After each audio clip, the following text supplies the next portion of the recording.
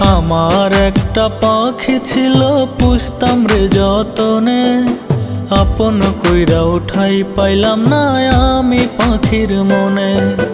নতুন বাসা বাঁধলো পাখি জানি না কোন বনে, পাখি আমার উইরা গেছে জলদি নয়নে, পাখি আমার উইরা গেছে জলদি নয়নে।